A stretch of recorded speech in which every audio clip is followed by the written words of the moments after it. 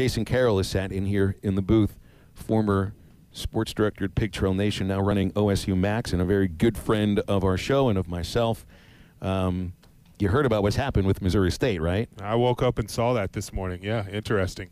We had one trip to Oxford, Mississippi, where we stayed in – I forgot where we stayed.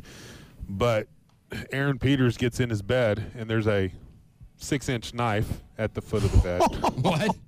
Covered up. Oh so it's covered up in the sheets. That's so not like good. you get in there, you don't know. He put his feet down there and felt something and then got out and I felt something all right. It's a good thing he didn't cut his toe off. yeah, so that was a fun experience, and there were some roaches in the same hotel. So it was a fun trip there. I usually, these days, my main complaints from hotels is that there's too many grounds in the coffee. I got the bottom of the coffee. We stay in nice places now. And I had never been to Rutgers, so I know that after the game, after we got done everything that we were going to do, we were going to literally have like an hour to sleep, take a shower before our flight home. This was the Rutgers football game. So I booked a cheap hotel because I'm like, I'm not going to spend a lot of money in New Jersey for an hour worth of sleep and a shower. There was a hotel with a lot of Johns walking in, if you know what I mean. We're not talking John's like a bathroom. Yeah, John, correct. Right? Oh, we know exactly what you're so talking that about. was and it was right down the street from the airport in Newark, and it's just like I don't know what I'm doing. I'm just booking a hotel because we literally just need to take a shower and close our eyes for a little bit before we have to go to the airport. So yeah, unique experiences all the time when you travel, for sure. I don't know if I've had the kind of experience that Missouri State had with the bed bugs, but Bed bugs, panties that belong to someone else, blood on the bed, and someone else's hair. Like, what's the nicest aspect of all of that is the hair. That's the best aspect. Yeah, because you can just flip the third pillow worst. over. Third worst is the underwear. Someone else's underwear, because that'll make you gag a little bit, Yeah. depending on what's going on there. The bed bugs and the blood for me are like equal, because the one leads to the other. They're practically the same thing. yeah. Yuck. Bed bugs I know are just I'm the not worst. I dealing mean, with that today. if there's blood like that on one corner, I could sleep on the other side of the bed, depending on how tired I am. Bed bugs, Phil, if that's you weren't everywhere, man. You can't escape them. Man, if you weren't staying with the team, you could have just stayed at my new house, man. We could have just, had fun all weekend. You guys have to understand, like, the situation Jason's put in right here. He is a lifelong Razorback. Razorback. How long did you cover the program? 22 years. 22 years Wow. at a couple of different TV outlets, and, of course, recently at Hogs Plus. And how long ago was it that you took the job running OSU Max? Officially April 4th. So I've officially been with Oklahoma State since April 4th. I've been over here since November. Jason's put on a shirt that's a mixture of orange and Razorback red. Yeah, he can't choose. He can't choose here. Yeah. Well, I just trying to be, low-key.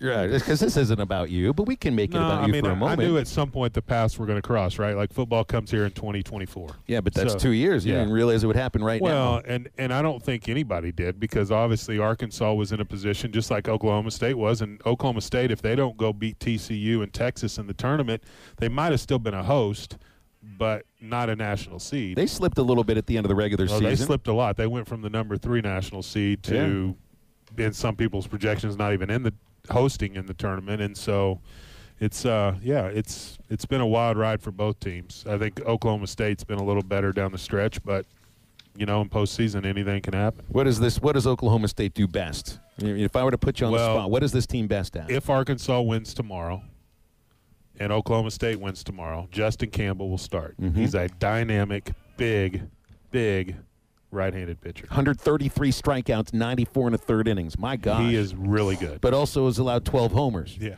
he's really good. The ball will fly out at this park. So there could be a lot of home runs this weekend for everybody playing. It will fly out the way the wind blows. If the stadium, left field's out to the north, right field's out to the east, the wind blows in from the south, so it's blowing out to the north, and it'll blow out here. Leading me to Griffin Doersching. Oh, I've read about him. Oh, the dude, I was here for his 500-plus foot home run. He crushed it. He crushes home runs. He's 6'5", 250, 260. This is a transfer from Northern Kentucky. Yeah, In fact, he's hit 60 career home runs. I think he's tied fourth for the active career leader list. So they've got a lot of guys that can hit, but he's fun to watch. So if you're going to be at the game tomorrow, you can watch that BP session with him and that group. And you probably saw it up here. I mean, those guys can hit. And so it'll be a challenge for Arkansas for sure. The question's going to be, I guess, if Connor starts tomorrow, who throws on Saturday, and how does that match up with what Oklahoma State does? So I don't know. It's going to be a fun regional for sure, though. And I'm excited for I'm excited for the Razorback fans that are going to be making the trip, because you and I walked in the stadium together. It was your first time. That's a beautiful place. And I think Arkansas fans remember Allie P. They don't know this stadium, and O'Bray will. It's a beautiful place, and Arkansas fans will have fun here in Stillwater. Mm-hmm.